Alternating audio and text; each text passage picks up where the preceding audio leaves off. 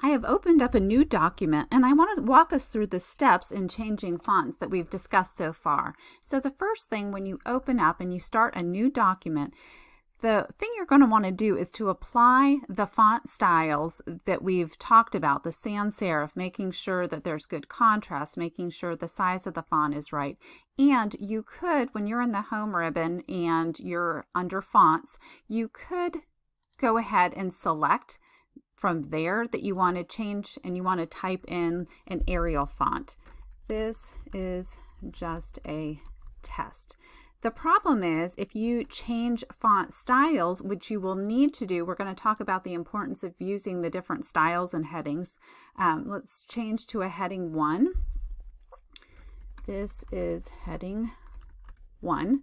And then you change back and it goes back to normal. It's going to revert back to the Calibri because that's set as the default. So I want to show you the way to set your normal so that it will stick. It'll stay applied to that style, and then to save it for subsequent documents so you don't have to keep making all these steps every time you start a new document. So you're going to go to Styles. You're still in the Home tab, and in the ribbon you're going to Styles. I'm right clicking on Normal and I'm selecting Modify, and I'm going to go down to the formatting, and it is set to Calibri, and I want to change that to Arial.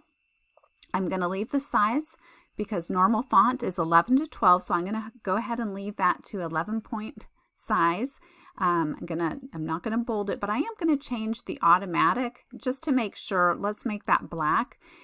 We don't have colored copiers at work, and so I want to be sure that I go in and I change all the colors so that it's black, and so that I know when I print out a copy it's going to have good contrast. And I'm going to want to go down. There's the little radio buttons at the bottom. Only this document or new documents based on this template. I don't want to have to keep making these changes every time I open up a new document, so I'm going to select New Documents.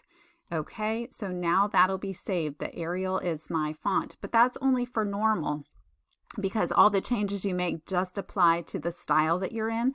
So for each style that you use, you're going to need to do the same thing. I'm going to open that up and you're going to see the different options, the style options. You are just going to want to apply it to the ones that you typically use, and you can always create your own styles too. So let's go to heading 1 and modify that. And it is set as Calibri Light, and I want to change it to Arial. I think that 16 point is going to be large for my heading 1. You can always, once you get your document done, you might want to go in and change that. I'm going to make it size 14, and I'm going to make it bold, and I'm going to change it. The default is blue, and I don't want blue. I want to have a good, nice, clean copy with good contrast. So I'm changing it to black. And I want to make sure I apply it to all future styles. So then I select OK, and there I have heading 1. So let's put in a title because every document will need a title. And the title, the default on it, I'm selecting it, modifying it, is Calibri Light and 28 point. I'm going to change that to the Arial and just a little bit smaller, let's say 24 point font. And because it's so large, I don't think I want it to be bold. I can always change that. And it's set to automatic, and I just want to be sure that it's black. So I'm selecting that. And New Documents, I'm selecting that Arial button, radio button, excuse me. And then I'm selecting OK. Now, later on, we're going to talk about spacing and how to make sure you have good spacing and how to adjust that. But for right now, we've covered that's how you change your font type. And so it sticks. The font style, I made sure that they were left aligned. I made sure the color was giving us a very good contrast, and I added the bold where it was needed.